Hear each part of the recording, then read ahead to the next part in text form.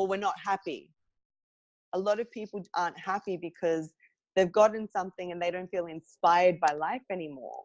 It's like there's so many things to be inspired by, and you know, with values, with your person, with understanding, it's like the more and more you align with your purpose and the more you remind yourself of that and the more you meditate on it and go, you know, when I make someone else feel good, I actually start feeling good too.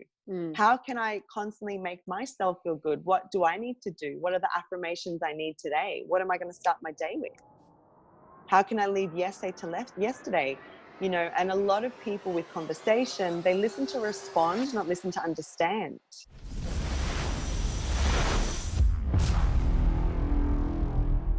Hello guys, welcome back to episode number 19 of the Fitness Mindset podcast. So today I'm actually joined with one of my really good friends, Elena, who happens to be a psychic medium. Please tell me I've got that right, Elena. Yes, you have that right. Yeah, cool. So I'm also a guidance mentor. There you go. So I'm going to let Elena introduce herself properly because she's quite an interesting person. Now, just before we get stuck into it, guys, I want to let you know of a special gift I have available for you today. So down below, I have a link called askamandahow.com, which is just a 7-day mini mindset course that you can download absolutely free. So check that out below. So anyway, we'll get stuck into it. But Elena, so tell the audience who don't know anything about you, who you are and how you came to discovering your gifts. Yeah, sure. So my name's Elena, of course, and I was kind of born a little bit different. So I could see spirits and talk to people that obviously weren't on the living playing field, and I didn't know about it until one of my mum's friends made me aware of it. Over time, I kind of shut down my gifts because of things like religion and whatnot. And so when I got older, obviously my gifts were calling me, and I had always been helping people throughout my life anyhow. So I started to tap more into it, and I found a few guides, like a few readers and stuff, and then they became my mentors. So it's one of the reasons why I'm to a guidance mentor. So usually I'll do a reading for someone and I'll help them progress in life through guiding them. So I guess the equivalent of that, for example, is like a PT in the gym. The gym can be really overwhelming and you get a PT to kind of help guide you through it. I do that with life. Yeah, with people's self-worth and all of that. So yeah, my gifts vary. So I can talk to people that have passed away. I can talk to people's guides, ascended masters, angels, guardian angels. Yeah. Awesome. And how long have you been practicing this for now? Oh, for now, I started when I was just kind of 22, kind of discovering it, and I was doing it with family and friends, but professionally and helping other people outside of that for the last 5-6 years. Yeah. Okay. And what are some sort of stories that people have told you? I mean, like you did a reading for me the first time I actually met you was probably about 1.5 years ago. And I was about 6 months into my relationship at that point. And without having met me, you did a reading at my house. You walked into my house, hadn't met you at this point, had heard amazing things about you because you kind of did an on-the-spot impromptu reading for my mum, which kind of freaked her out and stuff like that. And I thought, I've got to get this girl. I've got to get her to do a reading for me. So can you tell the audience what you said, the first thing you said to me when you started my reading, the very first reading? Yeah, well, that was an interesting experience. I usually don't do readings at other people's houses until I cleanse them. But because I already knew your sister, and I could feel through her that you had a really good energy in your house, I was like, you know what? I'll make an exception. So that day I had actually just finished doing a reading for your sister in a different room. And I took like a quick, little toilet break. And then I kept getting personal trainer and lesbian. And I was like, radio. So the first thing I did was I sat down and said, okay, so what's the deal with the personal trainer thing and a lesbian? And you were just like, oh, I'm a personal trainer and a lesbian. I'm like, great, you got your confirmation. And in 7 minutes, I made you cry. And then you're just like, can I just tell you, no one has told me my whole life in 7 minutes. And you're like, you don't understand. I've seen a lot of people over the years. Yeah. And that's what happens sometimes. Sometimes I feel like it's like not even me. It's like I'm a translator, yeah. So I receive Yeah. from the esoteric and I put it into the temporal world. I give it into a logical way, and it's a balance between that. Like if you aren't balanced, some people you meet can be very airy fairy, and they're like, darling, but look at the butterflies, and you're like, I can't catch you. Like, what are you trying to say to me? Yeah. So, you know, when you're gifted, it's learning how to ground that. And that's the concept of anything in life. It's a balance, right? So you having done already so much, a lot of self-development, understanding the spiritual world as well, there's a part of you that's open to it, but there's also a part that is that little skeptic. Now, the majority of people that this is foreign to, they're predominantly skeptical. And there's only a little part of them that's open to it. So usually I'll get like a confirmation like that, sometimes halfway through a reading before they start to listen and digest everything I've said. That's happened to me before as well. Like that was my experience with your mum. I was telling her things and then bam, someone came through and she just lost it.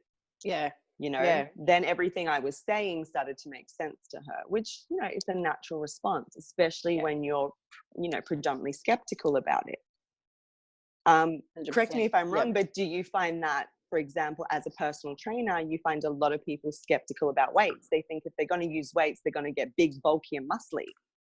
The common question or the common objections I get told are, look, I don't want to be big and bulky. I just want to lose weight. And then you can't help but, I mean, half of you wants to roll your eyes and then the other half is, okay, awesome. You know what? I'm glad you've raised that, but I'm here to educate you now, A, B, C, and D. So, I mean, once upon a time, if I talk about sort of my own journey, I was never afraid to put on muscle. So I was all too happy to have big arms and stuff like that. But my sort of response is I kind of laugh it off and I say, you know, half your luck if you can get bulky. I'm still 11 years in and trying to continuously get bulky with, you know, 5 days a week of training and, you know, calorie counting everything and, you know, everything. You're weighing and measuring everything to the last calorie and, you know, your training has to be on point. So long story short, it's, you know, it's not that simple to put on muscle, and you're very gifted through all the hard work if you can. So now let's talk about how you can actually lose the weight, but let's sort of start with your mindset. Why aren't you losing the weight type thing? So you can't hate on people that don't know any different. It's just a case of, thank you for raising it. Let's educate you now on the many facets of however you wish to get to these different goals. So look, the main reason why I brought you on today, Elena, is because no problem. Like through discussions that you and I have had, and we always have really deep and like insightful discussions, how can self-love relate to one's fitness journey? Oh, it's massive, because everything starts on the inside. It's the way you feel about yourself. Like a lot of people think, I'll feel better if I just lose 10 kilos. No, you'll feel better if you actually love your body right now, the way it is. And that way you're going to respect its journey moving forward. And then you'll appreciate your progress. You won't appreciate the lack of, you'll appreciate those little wins that you're getting. And if you do get a little setback, because you love yourself, you're not being so hard on yourself. Like, because from what I know and what I've personally experienced, like you can do your eating and stuff, but sometimes you're just going to have a bit of extra fluid in your body. Yeah. And that's going to show on a scale. And then you just put yourself right down going, how did I do that? Like you're freaking out. It's like, calm down. Yeah. You know, it's okay. Yeah. You're still progressing. It's a lot of people put pressure on themselves to perfection. And so when you don't love yourself unconditionally through your whole journey, you have a lack of confidence. You have a lack of self-respect. And self-respect is a big thing. A lot of people can injure themselves because, for example, they're like, no, I need to push myself 10 times as hard now. And now they've gone over what their body can actually take. Yeah. Yeah, really good point. And then they've actually, then they actually digress in their progress because now they've been injured and they have to pull out, you know. But at the same time, some people like to get stuck in their comfort zone. You know, they're like, no, I'm comfortable here. I'm not going to come out of too much here. And it's like, well, no, you have to push yourself for progress as well. So it's finding that balance. But yeah, self-love, like when you understand why you're in the gym and what you're doing it for and your purpose for being in there, you ignore everyone else. Yeah, good point. You ignore everyone else. And it's like, if you see a group of guys that are using a lat pull down and they've got like, you know, they're all around it and whatever, you've got two options. That's the only lap pull down. It's on your gym program for the day. You're like, oh wow, that's really overwhelming if I have to walk over there. I'm not at their level. But at the same time, it can be very empowering because you're there for you. So you just walk up. I've done this before. I walked up and said, hey guys, whenabouts will you be done with that machine? And they all just looked at me like, oh yeah, you can have it. Like, I've just got one more round. Like, fantastic. Yeah. And then I had a girl come up, go, I would never have the balls to do that. I said, well, I was born with a vagina. That thing can take a beating and you're still all right. So you need to learn that too. Let's go. You know, and it's your perspective of that moment. You know? Yeah, that is so Think about true. it. You kick someone in the balls, they go down. You kick someone in the vagina, we're still standing. Do you know what? Like the minute a woman who has some form of alpha energy just walk up with confidence and take charge, guys submit to that really quickly. Like, and it's exactly right. Like I remember in my very early days of training, and I was training at Phoenix Fitness in Taylor's Lakes, which is now a Good Life.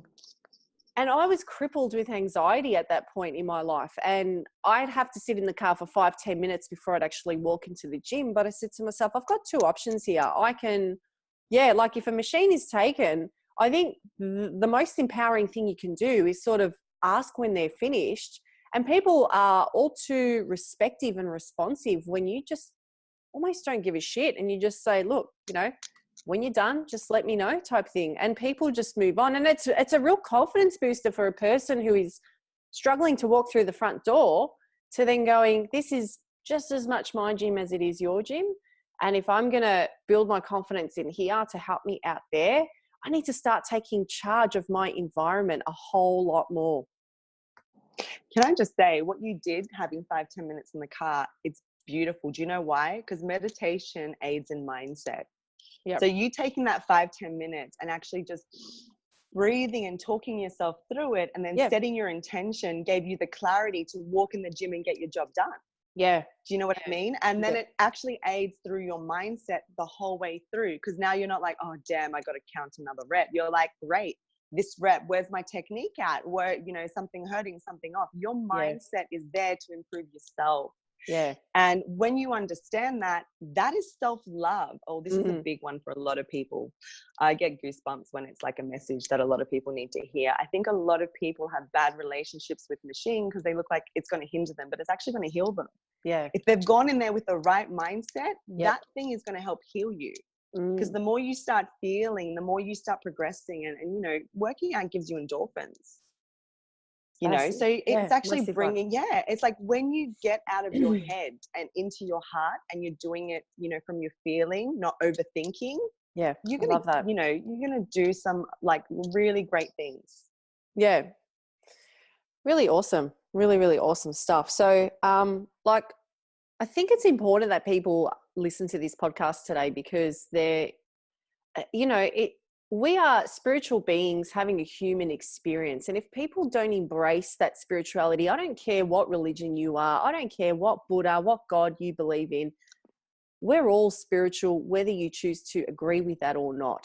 And the moment you can embrace that, you know, sometimes all it does take is to stop and go internal and to embrace those crappy thoughts that you may be having that are creating that anxiety, that are, you know, creating this reality, which is only by the thoughts you wish to embrace, rather than, you know, if you just take 5 minutes to just stop and think about your situation and how you can retune that, that is extremely powerful to how the rest of your hour or day can play out overall. So, I mean, if you had a client come to you that said, look, Elena, I want to start a gym journey. I suffer from really bad depression and anxiety. What are some tools and strategies you can give me for the next, say, 3 to 6 months that can really help me just overcome, you know, my body almost shaking and wanting to shut down when I'm going into an environment that is seemingly intimidating? Right. The first thing is I just want to expand on the point you made before. If people gave as much faith that they do fear as into faith itself, how beautiful their journey would be. That's rule number one, yeah? So if you're feeling overwhelmed by anything, it means you're giving more power to fear than faith. And that doesn't matter what religion you are. Yeah. With a journey like that you're asking, my first thing is, right, you've addressed that there's something that's not balanced with you. You're getting anxious, you're getting overwhelmed. Get a guide. Do you know what I mean? If you've got an emotional imbalance, go get a guidance mentor, go get a life coach, go get a psychologist, go get a therapist. If you walk into a place and you're not really familiar with all the equipment, get yourself a personal trainer. If you're not familiar with how you should be eating, how regularly to accomplish your goals, get a nutritionist. Yeah, you know, a lot of people will say, I don't have money for these things. I'm like, yes, but the rewards at the end of it will be so much greater because these people are teaching you something you don't know. And they've studied it. I'm so glad you've just raised that point. I put up a post yesterday. I don't know if you read it or not, but back to back with clients yesterday. Yeah. All right. So can I just read that to you just quickly? So it said, a doctor's job is to diagnose a problem. Prescribing a solution or quoting a cure without understanding the true problem would be considered professional malpractice. When you seek the help of any professional, avoid asking the price first and instead find out how that professional is going to help you get from point A to point B. Price is contextual and must be anchored to the cost of the missed opportunity. Price in isolation makes no sense until your health professional shows you how and if they can help you. Just remember one thing as a consumer, that the real cost of doing business with a strength coach is drastically lower than the cost of you going it alone. Wasting your time trying to figure stuff out, endless amounts of wasted effort and money. And when a coach helps to shortcut the process for you, troubleshoots issues quickly and educates you along the way. Just saying, P.S., you get what you pay for also, shrugs. 1000% agree. Look, my background as well was I was playing soccer at a high level. So we were getting sprint coaches, yeah? And we would have to run with sleighs on our back. But the thing is this, right? If you're not taught how to run with a sleigh on your back, you can really injure not just your back, your whole body. What level of soccer were you at? I've won 4 Australian titles and I played for Queensland all in my teenage years. I didn't know that. Okay. So Yeah, pretty high level stuff. Yeah, like even through primary school and stuff, my older sister got used to me playing on her teams because I just advanced really quickly with sport. Yeah, even dancing, I was always in the first team. So I was very, very active as a child. And the one thing, even with dancing, I'm a dance instructor too. I specialize in Brazilian, and muscle memory is everything. And when you learn a bad basic or a bad technique or a bad posture habit, it's a really bad habit to break. So it's like in the gym. If you're not familiar with the gym and you're trying to read an instruction and you're trying to work it out, you're focusing, and everyone has a focus tell. Some people do like duck face, some people hold their shoulders up, you know? So you're putting your bad habit. Whereas if you have a personal trainer, they're like, your shoulder. They've noticed your bad habit and they're like, your posture needs to be like this. Because if you're putting your shoulders like this, you're going to hurt your shoulder blade here. You're going to do this to your back. You know what I mean? They're explaining that because that's what they've studied. So you're absolutely right. It's like you've made an investment here to learn how to use this machine. And then the next time you go there, it's like that whole thing when you're trying to rub your belly and pat your head. It's like first you're just patting them both, trying to work it out. And then the more you practice it, it's like, oh, wow, this isn't so hard anymore. Exactly. Then you challenge your body again. Like, right, what's the next machine? What's the next drill? What's the next plank that I need to master? What's the technique so I don't injure myself and I get maximum results? Yeah. So we'll often get clients that have been trained. So look, common objections that we'll get, like this is a real sort of killer. And I've just taken the last few months to basically do a lot of emotional housekeeping with my own life and sort of get rid of people and situations that no longer serve me, as well as elevate my business to the next level. So one thing that I've actually eliminated now is doing free consultations with people. So that is now part of, once you sign up, then we'll do your movement screen and then we'll go through all of that. And so I remember having a consultation with someone couple of weeks ago. So he was a young fella in his 20s. He works on site for his dad's business. And one thing that one thing he raised in that sort of consultation was, I feel like the people that work beneath me often take advantage of me because I'm young and I'm a nice guy. I said, okay, so do you think that lifting weights will help to increase your confidence and potentially demand more respect on site? And he goes, yeah, potentially. I go, okay, excellent. So, you know, if you can use that as a source of motivation, then great. So he was a guy who's been coming in using the classes. So he's been doing our free classes as part of his gym membership. But then obviously he thought, I want to sort of see if I can start to build muscle, get in shape and all the rest of it. And then turns around, like signed him up and it was all good. And then turned around and said, look, I want to get a little bit fitter and then I'll come to you and see you. And it doesn't happen often, but it does happen. Like we get those sorts of objections, sorry. And it's like, hang on a minute, like when you get fitter, like how do you think that getting fitter is going to make you any more ready for this process? So I suppose what I'm trying to say is that there is no right time to tackle this.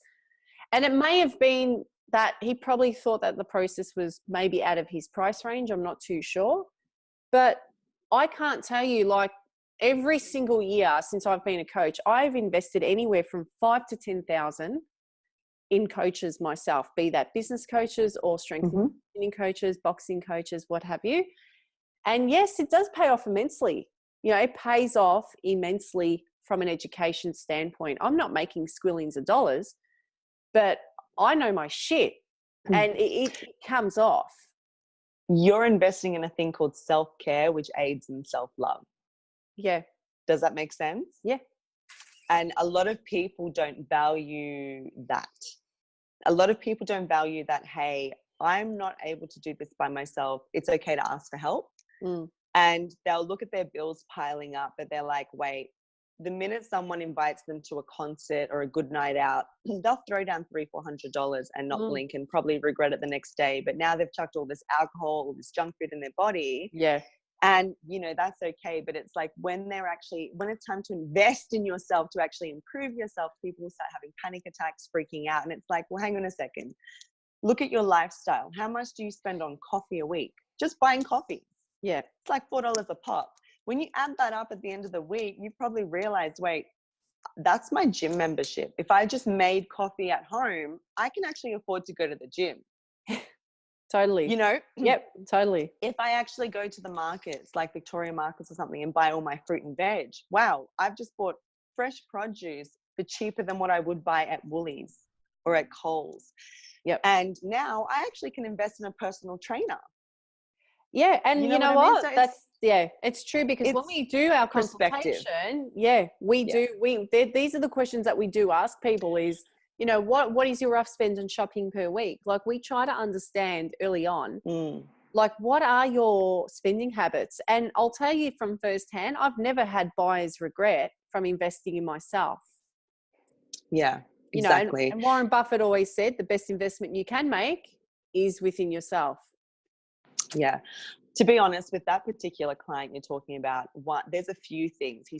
It's not his age, it's the fact that he doesn't understand his integrity. His integrity for the gym was, oh, if I get a bit buffer, I'll get some respect. It's like, well, no, you have to set boundaries. You teach people how to treat you. And it doesn't matter if you're skinny, fat, bulky, or, you know, anorexic. It doesn't matter about your size. That's a personality thing. That's you understanding yourself and your values.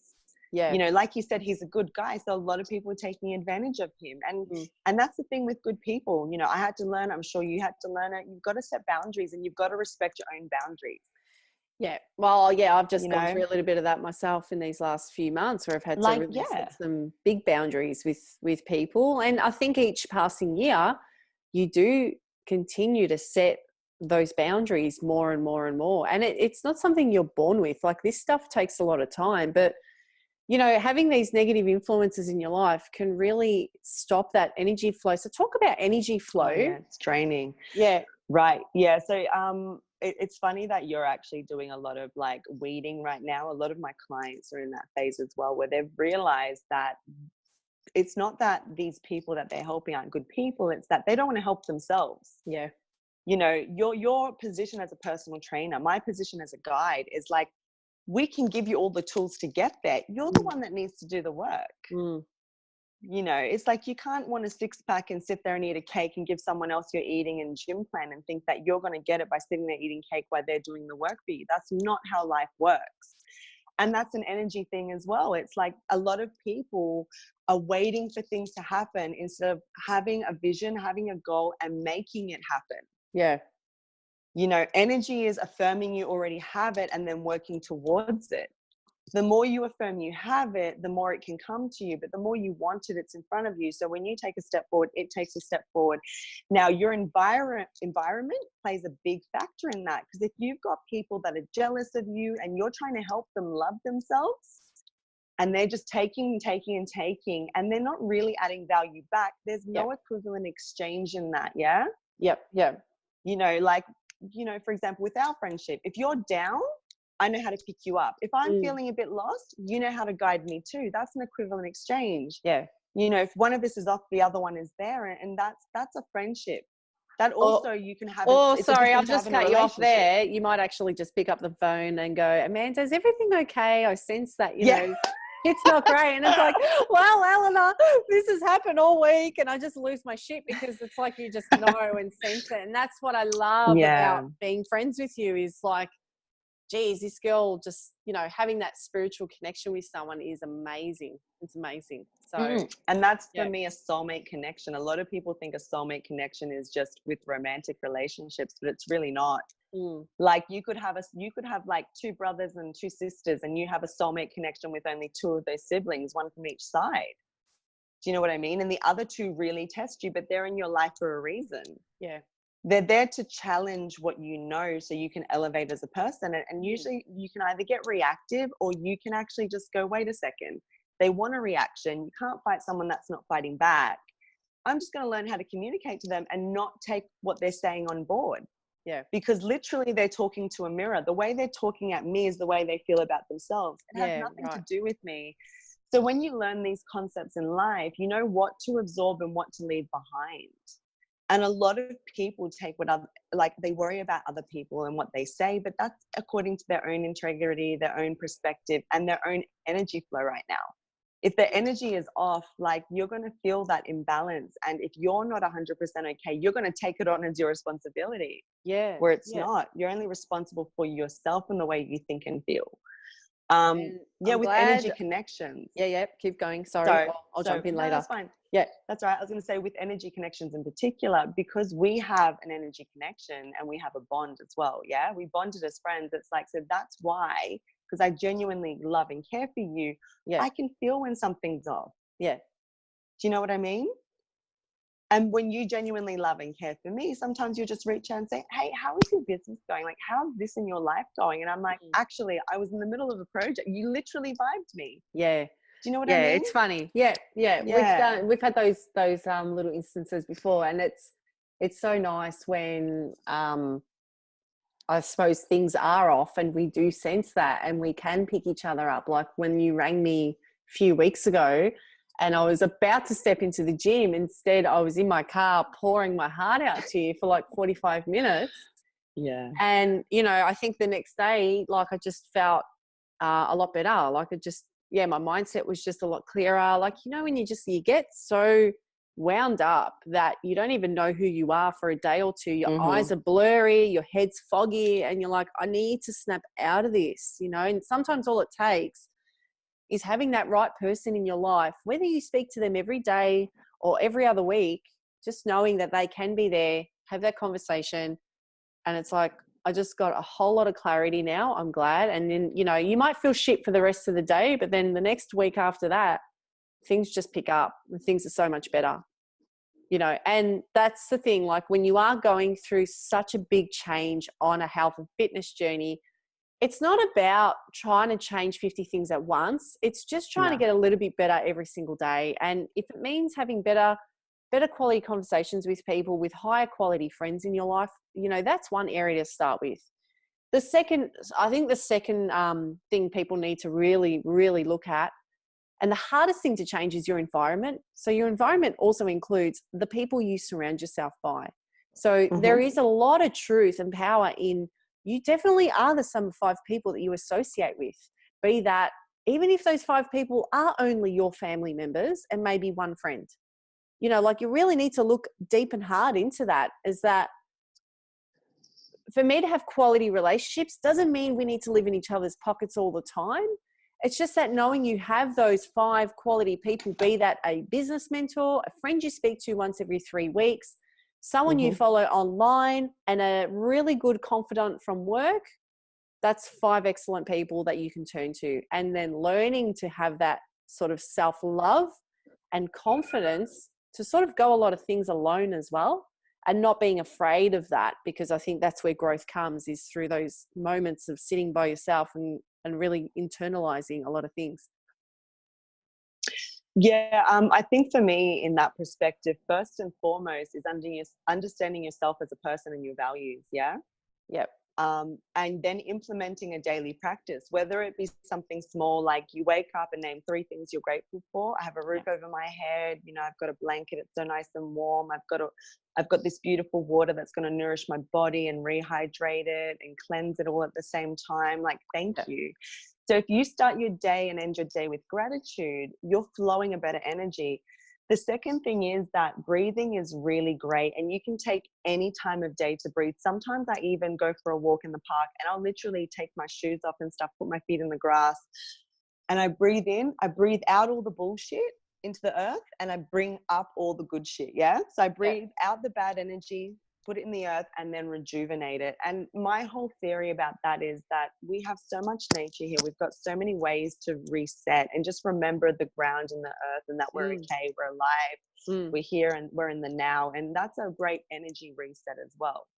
You know, it's a good release, you know. So that day when, you know, you talk to me, all the stuff you were holding inside was suffocating you. So you finally got to release it. You just got to get it out of your body, and that aided, you know, you had your breakdown so you could have your breakthrough. Yeah. A lot of people are scared to break down. They'll suppress it because they're in survival mode. They're like, no, I have to survive. It's like, allow your body what it wants. If it wants to break down, you know, because there's a beautiful light at the end of that tunnel. You're just like, I'm human. I'm allowed to have this moment for myself. Great. How am I going to pick myself out of this situation, up on the floor? Great. Now I'm aware who's around me. You know, maybe it's time to do a friend audit. You know how I think I gave you a friend audit to do once, and I had circles. No. So I had you in the middle. Oh, okay, no, I didn't you? give you. No. I'm not sure. No. Then we spoke about it though. But I give a lot of people this to do with my clients. So I put you in the middle. Your next circle are your best friends and family. So they're the people that you can talk to. That could be your guide, because you talk to them without limits, and they don't judge you, and you don't judge them back. And they accept you wholeheartedly. So they know that even if you're yelling at them, it's not at them. You're releasing, and they don't take it personally. So that's that unconditional kind of love, and you guys have the same values and whatnot. You don't have to be the exact same person, but you have the same foundation values. Then you've got your close friends and family. Now, can I step in there quickly? Really, really good that you raise that point. But what do you do when someone says, you're giving me anxiety, you need to calm down? Because you're releasing. You're obviously, that person has their own shit going on, you know, but they've been your confidant your whole life, but all of a sudden shit's gone south in their life, and now they can only sort of take so much of when you unleash. Obviously, it's a case of being selective and not turning to them when you know you've got to really unleash. So what you're saying is they've been fine with it the whole time, then all of a sudden they've had a moment. No, look, obviously this person has their own issues at the moment, and in the past they've allowed me to just break down, cry, you know, like when I unleash, I really unleash. Like I could lift a roof off, right? Yeah. And it's only because for you know, every day of the week I've got to be so composed. I've got to be the coach. I've got to have my shit together. But what people don't realize is that I too am human, and I've got my own shit, which I don't get to talk about openly all the time. So then I keep, you know, I've got to have my outlets, and I've got maybe less than 5 people that I know I can turn to and really unleash. But this person has to know that it's not about them. It's just me venting. But sometimes it's like I can get so emotional and wound up that these days it overwhelms them because they've got issues which they are trying to deal with for themselves. I understand that. And that's all about of life and experience, growth and expansion. The first thing I would recommend for you to implement in your daily life is a journal. Stop holding everything in here. Yeah, I do. Yep. Journal everything out. But when you journal it, release it there. Does that make sense? And if there's something still nibbling at you, that's when you need to go into your meditation. That's when you need to go find a guide. That's where you need to work on it, because you have to understand that your friends aren't your therapists. They are in one side, but everyone has a limitation. Yeah. So, for example, as well, if you're having a breakdown about the same thing, and this is where a lot of people get frustrated. Even sometimes I don't get frustrated at it anymore. I get silent. When one of my friends come to me with the same thing and I've already given them the same advice 5 times, I stop speaking. Why? Because the people with the I know mentality, they are not going to do anything. I know. You probably hear it in the gym. You're like, look, if you don't change your diet, you're not going to get those results. Oh, I know. Yeah, but you're still not going to do anything. It's not an affirmative word. It's not an affirmative phrase. Yeah. So, for example, if you've gone to this person that many times with that same breakdown and they've already given you what they feel is the right thing to do and you're not doing it, that person too has a limit. And I will stop you there, because when this person had issues, I was getting called 30, 40 minutes every single day for 3 weeks nonstop. And then eventually I had to say, look, you've got 2 options in this situation, A or B. Now, I was getting to the point where it was like, okay, this is cutting into my work time. I was a broken record for nearly a month, back to back, every day. Yeah. However, this particular situation I've tried to take action with and rectify over a number of years, and the other person who's involved in this isn't retaliating. Like they're not getting it. They're not understanding my complaint. Do you know what I'm saying? But because it's a family issue, obviously. So it involves, my confidant is family, and the other person who I have the issue with is also family. And it's like, you turn to this person because they know the third person involved. But it's like, it's like banging your head against the wall. And it's not like I don't go to her directly to vent about it. It's when I'm asked, how's your day going? And then something triggered over the weekend and you're venting. That's basically what. But I understand what you're saying of, I don't use my friends as therapists because I know that there's only so much a person can take. And I don't want to abandon people with certain issues. Yeah. So I know for a fact you don't use your friends as a therapist. Like, you don't even use me. It's like, if you want to have a session with me, you literally book in a session. But if we're talking as friends, we're talking as friends. And it's interesting. And with your family members in particular, it's always that thing of, okay, if someone's never given time to themselves before, or if they don't know how to, and it depends what they're going through as well. Like if they're going through something that really intimidates them, like a massive change that they need to make, that's overwhelming. We're so used to our comfort zones. And when we're ready to make a change, it's like, you've got to nurture yourself there.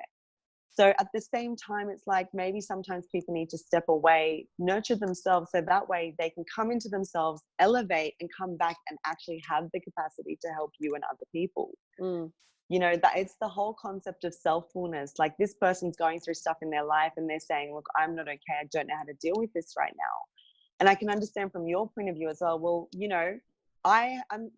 your mentality is stronger. You have that same thing I do, where we can literally lose a family member, everyone else is breaking down, and we're like, great, we need to be the strong one. We'll put what we feel aside temporarily, deal with everyone else. But then at the end of it, we're so exhausted, who's here to help with us?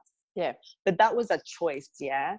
That was a choice, and that was a strength we both were naturally born with. And that was a selfless act. It wasn't a selfful act. Does that make sense? Yeah. So when you're acting from selfless or selfishness, you're actually acting from a negative.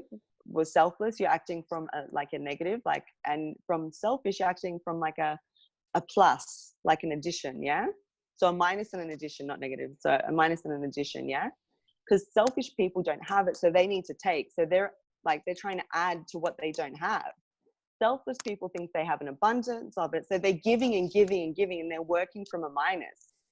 Self-full people are like, great, I can't give what I don't have, and I can't receive what I don't understand. So if I don't love myself, I can't love you, and I can't receive the love you're trying to give me because it's an expectation. When it comes to anxiety and problems and stuff, it's like, I'm not okay right now. I don't know how to make you okay.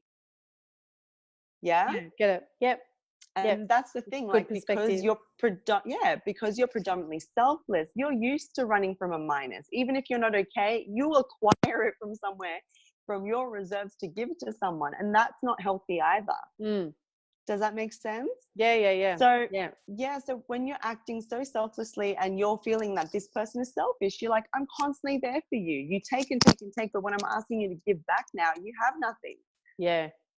You know, so where your balance goes from selfless to selfless, their balance goes from selfful to selfless. Their balance goes from selfful to selfish. Does that make sense? Yeah, it does. It really does. Yep.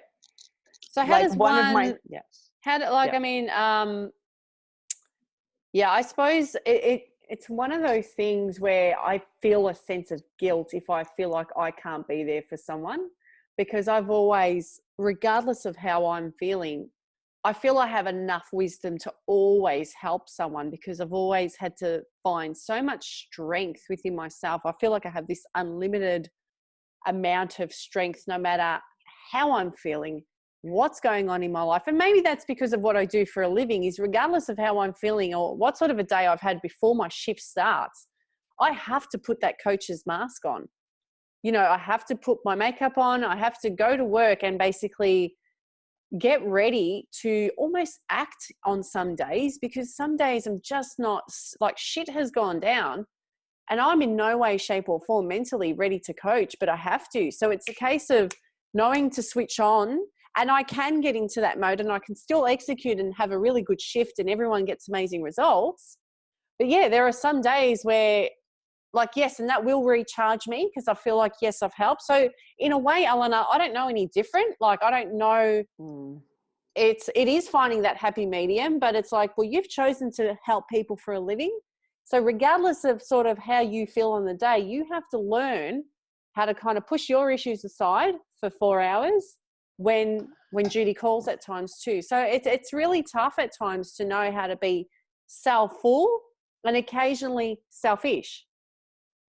So look, I constantly look at it as being a self-full act, because even if I'm having a bad day and I'm going through my stuff, I meditate and remind myself of my purpose. And I know that when I help someone heal, I too am healing myself. Yep. Because whatever's going to come through that session, the fact that that session is booked in, there's something of value here for both parties involved. And you know what? That's something, that kind of way of thinking really has kicked in my head for the last 8 months. And, you know, that is a struggle for me predominantly, because I will always go selfless. Yep. And I've had to learn to say, look, guys, I can't talk today. Today I'm going through my own stuff. So I don't know if you've read Abraham Hicks or anything, but they talk about the vortex. For evolution, sometimes we go outside of ourselves, and you have those moments where you feel a bit empty and out of place, and it's because you're re-establishing an integrity, or you're elevating as a person. So, you know, some people think that I'm 100% all the time, every time. I said, no one's 100% all the time, every time. And as people, we have to go out of our comfort zone. You can't expect to change while doing the same thing. Yeah. You know what I mean? Totally. Like, Einstein's definition of insanity is doing the same thing over and over again and expecting a different result. It doesn't happen. So even as humans, we die. Like, if we stop growing, we literally are dead. You know what I mean? Yeah. Or we're not happy. A lot of people aren't happy because they've gotten something and they don't feel inspired by life anymore. It's like there's so many things to be inspired by. And, you know, with values, with your person, with understanding, it's like the more and more you align with your purpose, and the more you remind yourself of that, and the more you meditate on it and go, you know, when I make someone else feel good, I actually start feeling good too. How can I constantly make myself feel good? What do I need to do? What are the affirmations I need today? What am I going to start my day with? How can I leave yesterday to left yesterday? You know, and a lot of people with conversation, they listen to respond, not listen to understand. Yeah. So, you know, with your situation in particular, it was like you both were having a moment, but you were both listening and responding. You weren't listening to understand. And that's something you raised. You're like, I felt like they didn't understand me. I'm like, maybe right now they don't have the capacity to understand you because they're not understanding what they're going through. Yeah. And that's called compassion. It's like maybe she just reacted at me. Like, for the most part, she's amazing with me, but maybe she's just reacted at me because she's really having a bad moment. Yeah. Yeah. And you really need to respect people's spaces sometimes and take a step back and then come back at a time and go, hey, are you okay? Like, what's going on? And you might find that that person is having this really hard decision that you knew nothing about because they didn't communicate it. When you don't take on people's reactions personally, it allows you to see the situation for what it is. Yeah. Yeah. You know, and the intensity of it. Yeah, look, compassion it's being empathetic, not sympathetic. Yeah. So explain the difference between the two. For me, sympathetic is like you're going, oh, you poor darling, and you're victimizing them, but at the same time you're trying to take responsibility for what they're feeling and making them feel better. Yeah. Empathetic is like you feel that they're not okay, you know they're stronger than that. So instead of kind of, you know, victimizing them, you kind of empower them. You see you nurture them more, yeah? Yeah. But you don't take on their stuff as your responsibility because you understand the rule of evolution. That person is evolving. That person needs their own empowerment. I can be here. I can sit next to them on the ground, but I'll stand up at the same time with them to know they're loved and supported. I'm not going to pick them up every time. Where sympathetic was like, oh, darling, let me pick you up. Let me pick you up. But you don't let people find their feet that way. Yeah. It's kind of like mothering someone, isn't it? Yeah. Yeah, it is. Yeah. Yeah. There's a difference between nurturing and mothering. And, you know, even your mother, like she was born as a guide. She helps you up, but she needs to teach you how to help yourself up. Because if she's constantly picking you up, every time you have a boo-boo, you can be 20 years old and go, mommy, you know, you don't learn how to grow. Yeah. Yeah. Interesting. Cool. There was something I wanted to talk about too. Oh, I can't remember. Anyway, look, so far everything's been really good. Like we've raised a lot of interesting, just a really different perspective, I guess. Like if there's one thing I love, it is obviously the mindset and spiritual side of personal development and self-growth and all the rest of it. Yeah. And so you have a workshop coming up soon. I do. Yeah. So talk about that. What's that about? When is it? How much is it? That is, I think that one, because I've got one on the 4th and I think this one is on the 13th. Yeah. So on the, if you had asked me that earlier, I would have had it prepared. That's all right. The 5th. No, it's not that one. Isn't there one this Saturday or something?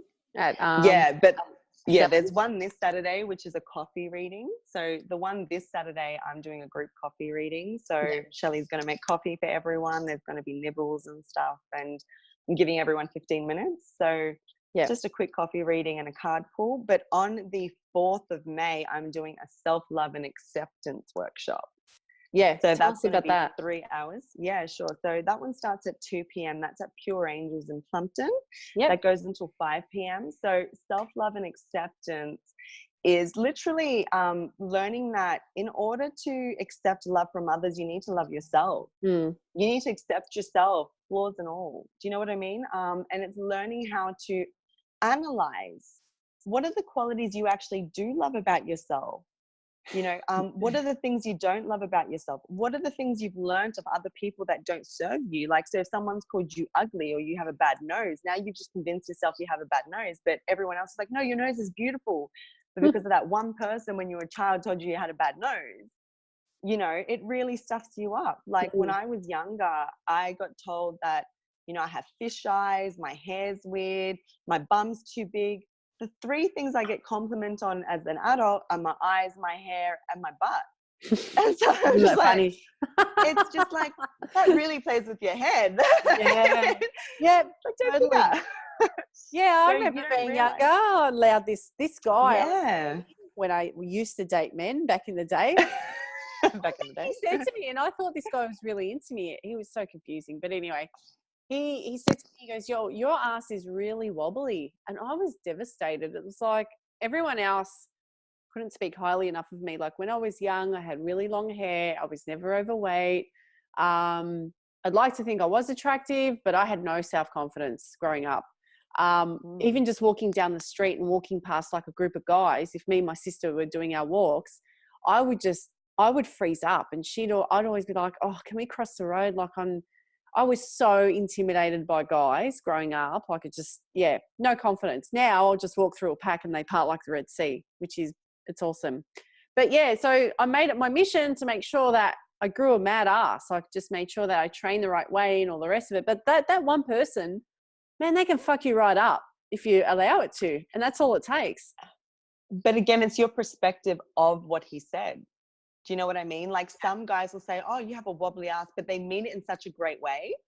Because sometimes there's asses that are so tight that when you go to do a dance move, you don't see the butt move, and they're like, look at the jiggle in that wiggle. But then as a girl, you're like, oh shit, do I have cellulite? Is it too jiggly? Like when I walk, and then you're focused on it. So it's your actual attachment to that. When someone said I had fish eyes, I used to look at fish sometimes and cry going, oh my God, are my eyes that big? Like, do they pop out like that? Like, and it was silly. Yeah. So anytime anyone gave attention to my eyes, because my eye color changes, like, wow, it's yellow. I'm like, yeah, like I was fighting so hard to be normal, but I'm like, that's one of the reasons why I suppressed my gifts. Like when I realized no one could see what I was seeing, I was like, oh great, one more thing that I'm not normal with. Yeah. Yeah. One more, and it's what is normal. Now I'm like, when everyone's like, you're so different, I'm like, yeah, I'm a limited edition. Thank you. Yeah. I own that's it. You got to own your shit. You got to own your differences. Oh, big time. I'm so glad you've said that. Like, yeah, I used to be paranoid about so many things. I hated my height. I hated wearing high heels. I thought my feet were too big. I went and got I'll never forget, I got a pedicure once in St. Albans. And Asians are brutal. Like they'll just tell you how it is. And God, who knows? God only knows what they're talking about when they're talking Vietnamese and they're doing your hands and feet. And you're just there like thinking, bitch, just talk English right now because I have no idea what you're saying. But I'll never forget. Yeah, she turns down and she goes, my God, your feet are so big. And my best friend just lost it. He was pissing himself laughing. And I thought, girl, I have such a complex of my feet right now. Like you're killing me right now. So yeah, it's like you can either really, I got to a point where I'm like, you know what?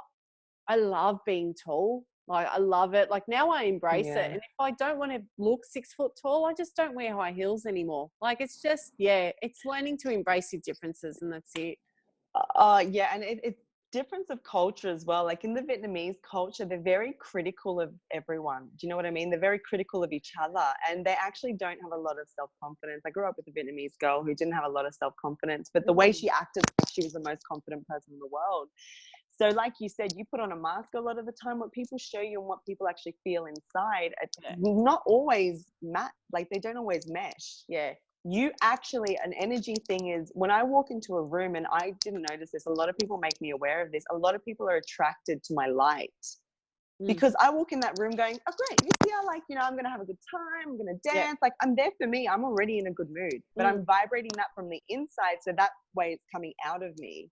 Yeah. I'm not trying to hide. Even if I'm having a bad day, I'm just like, you know what? I'm here to support this person. Let's go. Yeah.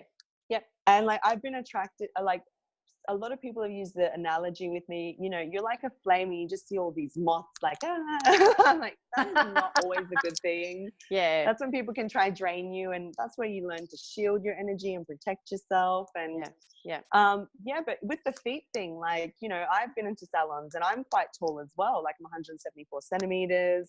I went through the whole thing with high heels and stuff as well. I mean, I'm in the Brazilian scene where there's not a lot of tall guys. They're either my height or shorter. On the odd occasion, you've got a few that are taller than me, but I'll rock up in heels. Yeah. I don't care. But then one lady made a comment of it, like, again, I was getting a pedicure in Sydney, and she's like, "Oh, Elena, you have really big feet." And I'm like, "Yeah, can you imagine if my feet were your small and I was this high? I'd fall over." And so I made a joke out of it. I didn't make it a big deal, so it wasn't a big deal. Yeah. And that's the thing with life, yeah? If you make it a big deal, it's a big deal. But if you don't make it a big deal, it's not a big deal. Yeah, I love that. And like once she called me in because like she just loved me, she wanted to try a new tanning product and she wanted to train this new girl. The girl put the darkest one on. And like I didn't see anything because there's no mirror. Cindy comes in and is like, "Oh my God, Ellie, you look like you're from Zimbabwe." I'm like, "What?" Mind you, this was a 2-hour tan. I had to run home. I gave my housemate a heart attack. He's like, "How are you blacker than me?" I'm like, "I need to wash it up." Did it look horrible? So dark. Oh, well, because I managed to get it off. Like as soon as she put it on, I got home within like 40 minutes. So it wasn't so dark. Like I was very dark, but I wasn't like I just came from Africa dark anymore. Yeah. But I looked like I came from Africa. Like legit, I was a little bit lighter than this bottle. Like I was dark and my eyes were like popping. You saw my eye, like the green was just like bang. She just walks in and starts laughing. Now that could be detrimental to a lot of people without confidence. Like you've walked in there as being a model, doing a favor. They're stuffed up and they're laughing at you. So if I made that, I could have cried myself. And if I was a teenager, I would have been so embarrassed. I would have gone, "Oh my God, I'm so ugly." I made the biggest joke. I'm like, well, obviously now everyone's seeing my inner African on the outside. Like, you know, if you that's don't awesome, make it a big deal. Yeah. It's and not I a love big deal. people and I love coaches. It's not a big deal. Yeah. Yeah. Good stuff. That's like, you know, going up to the gym. Yeah. Going up to the gym, talking to those guys in front of the lap pool. If you make it a big deal, it's a big deal. If you don't make it a big deal, it's not a big deal. Love that. Love that level of mentality. Quote of the day. You will get a lot of things accomplished with that quote. You know, that's how you get outside your comfort zone. It's like, cool, I need to try something new, but what if I fail? What if you succeed? And if you do fail, you'll be in the same exact spot that you are now. But at least you can say, "You know what? I tried that. That one didn't work for me, but it's given me inspiration to try something different." High five, girl. Give me a high five. Boom. High five. And that's like that 20-year-old client. He should have given you a chance. Yeah. You know what I mean? He should have given you a chance to help him make a change instead of overthinking it, freaking out and walking away. And I feel like the way you can mitigate that in the future is when you're seeing people have those reactions, don't take it personally. Ask them questions. You know what I mean? Ask them questions. What caused the sudden change of mind? Are you okay? To be honest, like the way people get fitter is through the correct guidance. Because me as a professional, as a personal trainer, I've seen both sides of that. When people walk into a gym and they don't know what they're doing, they're actually regressing, not progressing, or it takes them a lot longer to progress. Yeah. But if you make a short-term investment even, you learn what you need to learn and you go away for a month and do it yourself and come back, or you go through this system and then you know, you do this for 3-4 months and then all of a sudden you know a lot more about the gym than what you started, and then you're actually self-sufficient. Yeah. Like great point. Yeah. Perspective. It's perspective. So when those types of things happen, like it happens to me sometimes as well, people freak out and I'm just like, that's fine. You need to be ready for it, because the fact is I'm going to give you work to work on yourself. I'm going to give you a thing called self-work, which is like homework. You know, I will guide you there, but you're the one that needs to grab it and go there. Yeah, totally. It's like anything. It's like anyone that you put your time and money and invest into. It's, you know, one thing my coach Pete said, he's my business coach, is that he's got sort of like his offsider James as well, who kind of, they're both sort of coaches for everyone in the group. And when Pete's not available, James jumps in. Is that they go, we need to make one thing really, really clear, is that we're not going to do the work for you, but we will point you in the direction of every resource that you need. So since I have been working with guys, like I have worked, you know, almost day and night trying to get through the modules and restructuring the business. And it's been amazing, and it's been a huge learning curve. But I can tell you now, I know every nook and cranny, nut and bolt of my business, from building out the website to building out a marketing funnel to building up the Facebook pages, the Instagram, everything I've been hands-on with, and I'm glad and I'm better off for it. You know, there'll come a time where I can outsource, but for now, like, yeah, like having that guidance has been amazing, but don't be fooled. Like, there is a lot of work to be done.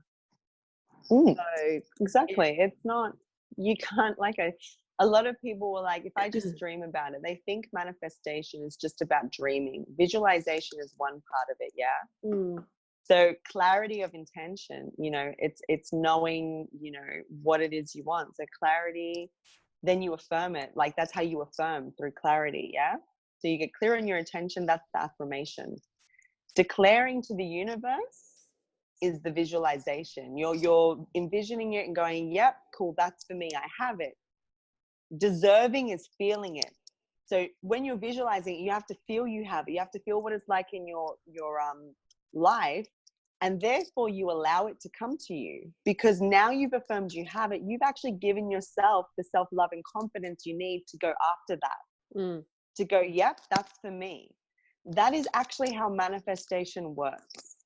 A lot of people are like, I'm just going to visualize it. Oh, it feels good. Great. I'll just wait for the universe to bring it to me. It's like the universe gives you signs. Do you know what I mean? Like, gave you signs. You walked in and you're like, I'm vibing this guide. And then you're like, wow, you've given me all these modules. Fantastic. That's actually where I needed to elevate in my own business. And you're doing the work. And therefore, you're actually progressing to that visualization. You're actually getting there. You know, when people come for readings with me, they want to know their future, but I will address it. I'll read them what comes in the cup, in the cards, or through my mediumship. And a lot of it is, the predominant is present situations that are affected by the past that will affect their future. Yeah. And then it's like, I see a guide for you, but you need to actually work on yourself. You need to love yourself. And they're waiting for someone to come save them. Yeah. Save yourself. Yeah. You know, it's not anyone else's responsibility. Really, you good know, point. and then yeah. So it's just like, stop waiting and start doing. And the thing I know about even predicting the future is it can change at any point in time, because we're always presented with like 3 really prominent paths, and there's always a 4th one. There's always one that just came out of nowhere. You're like, wow, I didn't see that coming. And that could be the better one than the 3 you've just, you know, seen, been presented with, or created, because you did something different, and then a better opportunity came along, which will actually progress you there faster.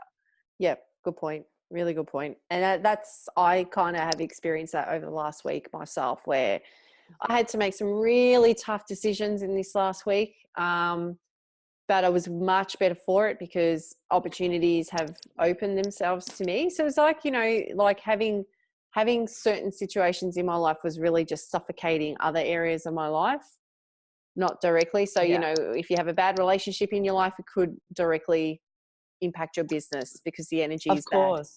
So getting rid of that, a lot of people, with relationships in particular, and that can be romantic ones or even friendships. If it's draining you and it's not elevating you or inspiring you, get rid of it.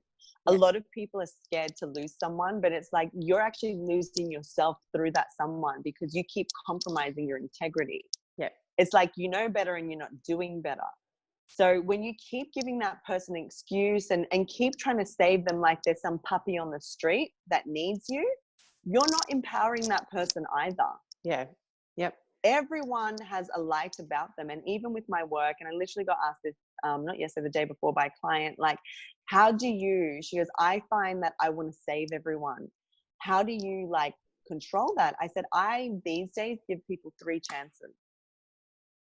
I said, if in 3 they're still staying the same, I step back, because I actually realize I'm hindering their progress, not helping them. Why?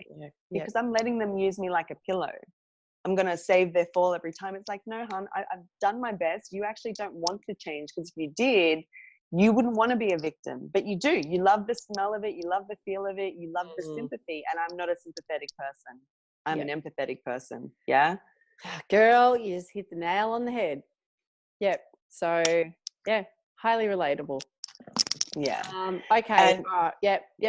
Keep going. It's good to have a big heart. It's good to be compassionate for people, but have compassion for yourself first. Yeah, Yeah, you were put on this earth to thrive. Yeah, and it's I know, Amanda, for a fact, and I don't think I've ever said this to you, but I feel like you've helped a lot of other people thrive in their businesses, but you've had to put your own business aside and your own energy aside to give towards your business so you can help other people become millionaires and, you know, whatever. Where you could have been there if you just gave it to yourself first, and whatever you had extra, you could help someone out with, but you focused on yourself first. Yeah, well, that's why, Elena, this year is all about, like I said, I did some major housekeeping for myself so that I could be that more soulful person to know, you know, like if you're not actually serving my life, or if you're not adding into my life the way I know I can add into yours, well, I'm sorry, I need to pull back. So yeah, like I said, I've had to make some really tough decisions with some really close, significant people in my life, because for so long I had to almost beg for whether that's their support, attention, or understanding of who I am and where I'm going. And it was like, this is all too hard. I can't do this anymore. You don't see my value. Well, that's your loss. And I'm sorry that you don't see the value that I can give to your life if you only just meet me halfway. And, you know, and unfortunately, when you do keep these people into your life, you start looking at yourself in the mirror and go, am I not pretty enough? Am I not funny enough? Am I not interesting enough? Am I too dynamic? You know, like it's okay if you don't like what I like, but yeah. And the contrast of that is forcing and feeling, yeah? Instead of allowing someone to feel your value, you're trying to force your value onto them unintentionally. Does that make sense? You're like, I know I can help your life. I have all this knowledge and wisdom. I can help you. And that person's like, yes, I want it. But then they don't accept it. Yeah. Yeah? Yeah. So now you're like, well, why are you saying you're getting frustrated? Because you're trying to force it now. You're like, you told me you wanted it. I'm trying to give it to you and you're pushing it back. They need to feel your value. They need to feel your value. So even bring it back to that client that's 20 years old. You didn't force your value on him. You're like, this is it. And he felt it. Then he got into his head. When you mix your head and your heart, you cause chaos and destruction. Your heart is for feeling, your head is for thinking. Yeah, you can't mix them both. For me, the way it works is you feel something. You're like, you know what? I have a passion to be a personal trainer. Good, I feel that. How can I logically make that happen? Cool, I got to do this course. I need these, expertise. I need to do this in the gym. Like you start breaking it down and putting what your heart desires into logical, into a functionality, I can't even speak English now. You get it working. It's 4 languages, guys, all right? Sometimes I get a bit confused, but you work out how it's going to function. There we go. So that's the thing. But when you feel something and then you create self-doubt, oh my gosh, wow, that's where overthinking happens. Yeah. Even in relationships, you feel really strongly about someone, you get the jitters and you're like, oh my God, do they like me back the same way? Oh my God, am I good enough? Yes, I'm good enough. I know my value. And it's like, you're trying to convince yourself. It's like, just let it be. Yeah. They flowed into your life. Let that flow. I think the Buddha has a really good saying in that, like, if someone comes into your life and your knees are weak and your hands are shaking and you've got anxiety, that's not the one. Yeah. The one that comes into your life will make you feel no anxiety, just calm. Yeah. Because that's the concept with a lot of people looking for. You're looking for a life partner. You're looking for a best friend first. You're looking for an equal. Yeah. You're not looking for someone where you feel beneath them. And I think, when you do get those anxious feelings, it's like, am I good enough for this person? Oh my God, please love me. Please love me. Please love me. And they might have qualities that may resemble be that a mother or a father in your life that you could never get that sort of confirmation from, or you never had that amazing relationship with them. And it's like, you need to stay away from that person. And I 100% attest to that. Yeah. And a lot of people will get into relationships like that because they don't like being alone. They don't like the lonely feeling. And when you're not scared of being alone anymore, you live within your integrity and you understand self-love. Why? Because when that person stops complimenting what you already have, you're just like, this isn't serving me anymore. This is going to turn me into someone that's outside of myself. Everyone has a dark side, and you're like, this is just not complementing that, my happiness, my self-love. So I'm sorry, you're going to have to go. I can't make you happy, but this isn't making me happy. So we're just going to have to let go and go our separate ways. Yeah. We don't have the same foundation integrity. I love that. Elena, I think we're going to leave it there because we've gone just over an hour. So I could talk all day with you. Yeah, far out. There you go. Okay, now if someone wants to book and come to the workshop, where do we have like a booking link or anything? The link, it's all on Pure Angels. So if you go to Pure Angels Facebook page, you can actually book through there. She's created an event for it. Cool. I'll link that below. Yep. Call them. Yeah, link that below. If anyone wants a session and they're in the west side, they can call through Pure Angels. If someone's more towards the city, they can call me or email me directly. All right, awesome. If you can send me some Facebook links, and I'll link them below, guys. So yeah, I mean, look, today's been awesome. Thank you so much, darling. Love you heaps. My pleasure. Love you too. And yeah, so any final thoughts before we wrap it up? Yeah, guys, let's focus back into the gym. So just understand your journey, understand why you're doing it. Do it for you. Don't make it a big deal and get it done. Love yourself and learn to love each and every part of the gym and your journey and your body and your personality, and the things you don't like, you can work on changing them. You don't have to define yourself by a bad past experience, a comment someone made. You can change your perspective at any time. Love that. Okay. Yeah. And don't forget, guys, I've got that free gift for you. So if you want a couple of activities you can work on, there are a couple of tools and strategies as well in that free mini mindset course. Just go to askamandahow.com and I'll send you that link straight into your inbox. So Elena, thanks again, my love. Thank you. And hopefully maybe we can do another podcast again soon. If not, I'm sure I'll see you around for a Turkish coffee. Yes. Sounds awesome.